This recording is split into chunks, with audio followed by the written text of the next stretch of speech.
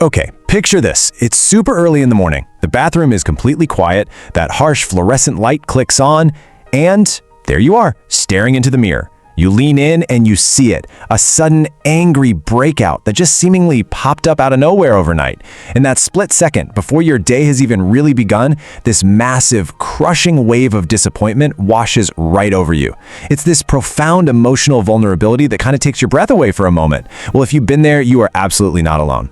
In this explainer, we're going to completely shift the way we understand this deeply human moment. Because what usually happens next is just this frantic, almost desperate routine. Panic mode, right? We start layering on heavy concealers, or maybe we grab a face mask, just hoping to physically hide what we think are these glaring flaws from the rest of the world. And then walking down the hallway at school or stepping into a social gathering, it literally feels like every single person is staring right at you. You find yourself constantly looking down, dropping your gaze, just trying to dodge what feels like the piercing, judgmental stares of your friends. It creates this incredibly heavy, deeply isolated feeling. You just feel completely trapped inside your own skin. So let's actually dive into this, because what's happening in your mind right there is a highly documented thing in psychology. It's called the spotlight effect. It's this phenomenon where we mistakenly, completely falsely, believe that every single gaze in the room is intensely magnified and laser-focused right onto our physical flaws. We walk into a room totally convinced there is a literal blinding spotlight shining right on our breakout. But here is the reality check. This psychological burden feels infinitely heavier today, in our hyper-connected digital age, than it ever has in human history. And that's because we are living in a society just bombarded by toxic, heavily filtered illusions. Social media relentlessly pushes this concept of glass skin. The look, this poreless, flawless aesthetic that is, frankly, biologically impossible for almost every human being on Earth. These unattainable digital filters are doing way more than just selling skincare products. They are actively, indirectly suffocating our mental health. They stamp this harsh sentence onto your confidence, essentially making you feel ugly or flawed for simply having normal human biology. And tragically, this intense pressure is driving a highly vulnerable younger generation straight toward body dysmorphic disorder. We are literally comparing our biological reality, which is a profound primal hormonal restructuring, to a cluster of edited fake pixels. So it is absolutely time to fundamentally change this narrative. We have got to stop resenting our own bodies. Listen to me, acne is not a cosmetic failure. It is not some cruel mistake made by nature just to ruin your youth. Instead, I want you to start viewing it as an honest messenger. It's a physical footprint of vital, incredibly powerful energy violently rushing and blooming right within your flesh. It is just the inevitable, totally biological outcome of your body actively and safely working to transition you into adulthood. To truly grasp how incredible this process is, I want you to imagine your skin not just as a flat surface, but as a magnificent ancient city. And puberty is like a massive, sudden monsoon season hitting this ancient city. This is the monsoon of androgen energy. These hormones are washing over the city to awaken your primal traits. But as we know, a monsoon brings a whole lot of chaos before it brings any growth, and it completely alters the landscape of this ancient infrastructure.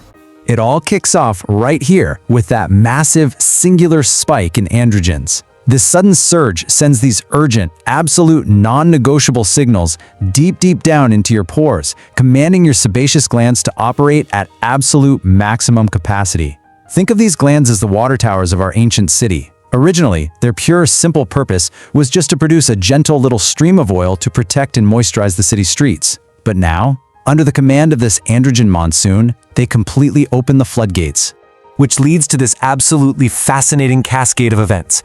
First, the excess oil completely floods the system. But here's the catch. Our ancient city's drainage pipelines, they haven't been upgraded yet. They simply aren't built to handle this massive new volume. Second, puberty rapidly accelerates the shedding of dead skin cells, so this cellular debris acts like thick sediment, creating a literal mechanical blockage right at the neck of the hair follicle. And finally, you get this massive rush of oil, completely trapped behind a sturdy dam of dead cell sediment. This localized flooding creates a totally oxygen-deprived environment beneath the surface.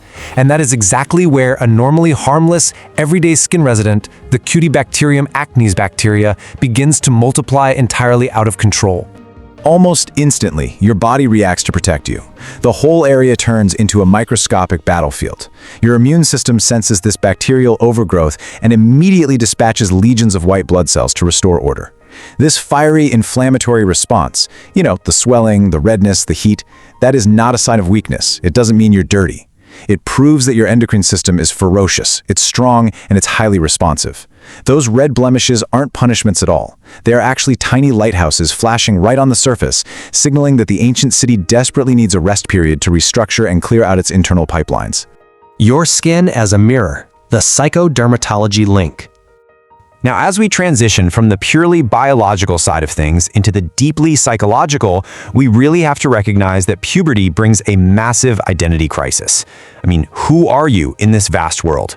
Your face is the primary way you express your ego and communicate with everyone else, making your skin a literal boundary organ. It's the wall separating your delicate inner emotional world from a very harsh outside environment. And just look at how these biological triggers perfectly align. When you're under high mental stress, maybe from school or social anxieties, your body releases a massive surge of cortisol, which directly aggravates skin inflammation. See, your rational mind, your ego, it can put on a brave face and pretend to be strong. But your skin absolutely refuses to lie. It honestly broadcasts your inner turbulence. Those really deep, stubborn breakouts are quite literally your body raising a flag that says, hey, my soul is overloaded right now. And when we finally realize this, everything changes. Acne isn't your mortal enemy. It's not something to be attacked with harsh, burning chemicals and bitter resentment. It is an honest messenger. It's a biological tap on the shoulder, reminding you to just slow down, to turn inward, and to actively shelter your own being. I strongly urge you to shed all forms of cosmetic shame and social insecurity here. Because when you start viewing your skin as an emotional barometer, you finally stop fighting it, and you start actually listening to it. The compassionate touch, a mindful skincare ritual. Which brings us to a really crucial shift in how we handle our daily routines. It's time to transform your basic, maybe kind of rushed nightly face washing routine into a deeply healing somatic practice. We are going to guide you entirely away from frustration and anger. So here is exactly how you do it. Step 1, banish the violence. Literally stop the frantic picking, the aggressive scrubbing, the burning astringents that are just born out of frustration. Instead, when you wash your face tonight, use only the absolute most gentle pressure with your fingertips.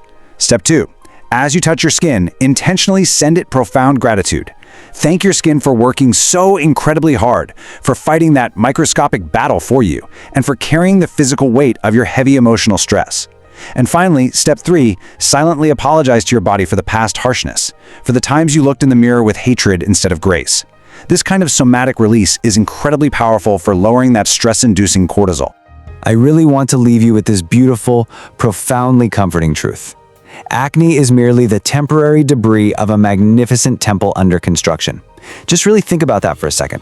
The energy inside you is currently trying to sculpt itself into its final, beautiful form. Just like a tree has to endure fierce storms to grow deep roots, or a flower has to literally crack its own shell just to bloom, growth is inherently messy. It just is. True maturity doesn't lie in having flawless porcelain skin. It lies in having the immense, quiet courage to love, protect, and cherish yourself, especially when you are in your most wounded, vulnerable state.